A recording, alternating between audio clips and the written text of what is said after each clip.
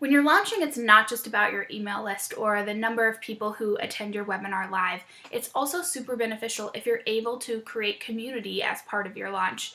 One easy way to do this is to have a free Facebook group alongside your webinar, video series, or especially if you're doing a challenge for your launch.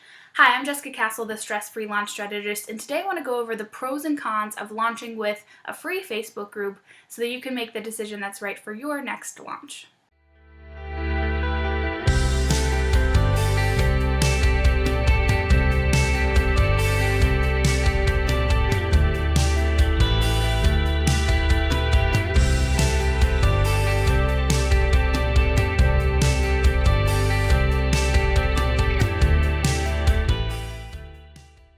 So first, let me amend and say that while creating a Facebook group is easy in the sense that it's 2 clicks on Facebook, managing one is actually not so easy, and creating a safe space where people feel comfortable sharing, not easy either. So when I say easy, I mean easy to create, not necessarily easy to fill. So if you have been thinking of doing a free Facebook group just to have all the time or just for a specific launch, I definitely want to encourage you to explore that in this video, and I'll share some pros and cons with you to consider.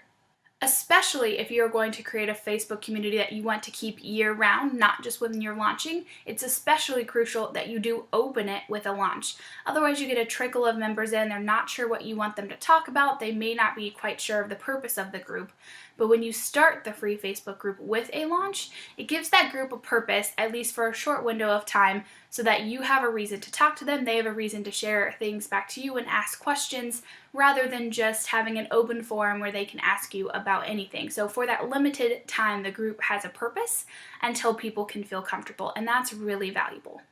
The other pro of a free Facebook group is that it obviously beats Facebook's algorithm for now, that you don't need to pay to play, right? Anyone who gets in your group, they can receive all your notifications. They'll know when you go live. They'll get messaged when you post something new. They'll be there all the time and know what's going on. To that same extent, it serves as kind of a 3-prong approach to your launch, right? You're going to send your launch emails, you're going to host your webinar, you're going to do the challenge, or you're going to do the 3-part video series, but you can also reflect that same messaging from the email in the Facebook group, right? It gives you another place to reach those people that maybe don't open email all the time or typed in their email address wrong and it bounced or something like that. It really kind of gives you another piece of online access to them where you can share those same marketing messages. And it also really allows them to have instant access to you and to customer service when the cart is open. So the most valuable position that you can put yourself in is that all of your launch materials are already created and you are able to just answer questions, whether in a Facebook group or not. You really want to be able to answer and respond to questions immediately about the program itself once the cart is open. And having a free Facebook group and having, you say, hey, cart's open, check out the page, and there's like a list of questions in the comments, being able to respond to those and address those concerns is a real opportunity for sales. So having access to those questions directly instead of people hesitating to send an email or people aren't sure how to contact you and they don't even ask the question, having that customer service aspect in your free Facebook group while you're launching is really a valuable upsell and a reason to have one in the first place. That said, there can also be a ton of cons that you may want to consider. So if you are in a bunch of free Facebook groups or in a couple of paid groups of programs, you may see that they're very active, that there's tons of community engagement, that you can go in there and you trust that your question will be answered in a timely manner. But that's not the case when groups first start. It can actually take up to 500 members in your group for it to take on a life of its own. Not to mention you have to establish a foundation of trust and that people can safely share here, especially if you're kind of talking about sensitive issues like weight or relationships, things like that people may not be as comfortable sharing right away, or even business ideas. So it really takes a lot of time and effort on your part to get up to those 500 members, which is another reason if you're going to create a free Facebook group, it's better to do it during a launch when there's that kind of buzz.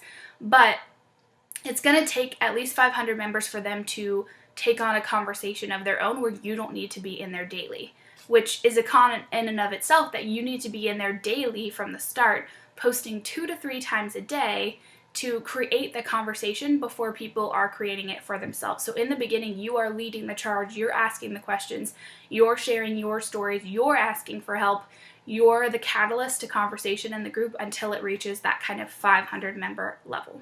And then the other big con is that it does give free access to you. Depending on your positioning and how premium you are as a coach or consultant, you may not want people to have free access to you. If you're trying to charge $10,000 for a coaching program or something like that, you're not going to want to give that stuff away for free, and then someone's going to be like, well, why am I paying?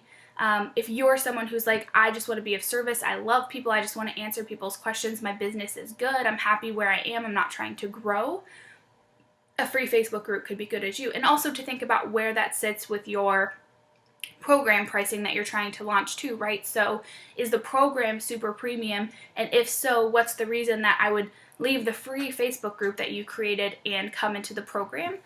One way, of course, to do that is to say that the group's shutting down at the end of it, but just kind of think about how a free Facebook group sits in terms of a free or premium offer or low tier to mid tier that you might be offering, and if it kind of aligns with the goals and values that you have for your branding and your programs and your positioning. So after you've considered all the pros and cons and you have decided to proceed with creating a free Facebook group, there's a couple of tips that I wanted to leave you with so you can make sure to start it off right. Number one, I hope I've made my case and that you understand that it's important to start the free Facebook group around some type of launch. It doesn't have to necessarily be a program launch. It could be that you launched a podcast and you want to create a group around that podcast. It could be that you launched a book or something lower tier like a worksheet, or even could be around your free offer, right? Your opt-in offer on your website. But have a purpose at the beginning of your Facebook group for why they're in there and what specific conversation you want to start with. Again, after you reach that 500 member level, there might be people in there asking questions about all topics, right? It might be a business group of people are saying they're having relationship struggles, or it might be a health group of people are talking about how their health is affecting their business. So once you kind of get to that level, it'll take on a life of its own. But in the beginning, you need that founding purpose and a reason for them to want to join another Facebook group. I'm sure you can relate to that. The second point I want you to consider is to decide ahead of time what you want to do with the group. You don't want to leave that decision till the very end and decide, am I closing it down? Is it getting downgraded? How much time am I going to spend here after the launch? All those questions you should answer ahead of time so that as you're selling, you know what to tell them about what's happening to the future of the group, and you know for your own scheduling purposes how much time you want to spend in there going forward, or if you want to archive it after the launch and shut it down. But don't wait until the end and decide that because you had 2,000 members and it blew up that all of a sudden you want to keep it open, because if you keep it open, they're going to expect you to be in there. So make that decision ahead of time and you'll be squared away.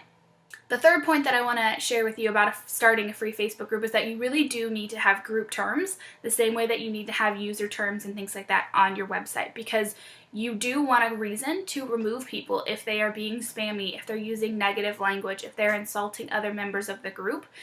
You're the moderator, and so you need to set the tone for what will and what won't be accepted. Some groups don't allow any profanity. Some groups are fine with profanity as long as it's not directed at anyone in the group. So deciding those terms ahead of time. Are people allowed to sell in your group? What's the definition of selling? Things like that. And a real quick and easy way to do the terms is to just put a file in your group section that says what the terms are, and also in the description put a hint of the terms or put the link to the terms file so people can check it out. And then too, you have a reason to remove people. So if you ever do have cause to remove someone from your free group, you could say, hey, you violated these terms.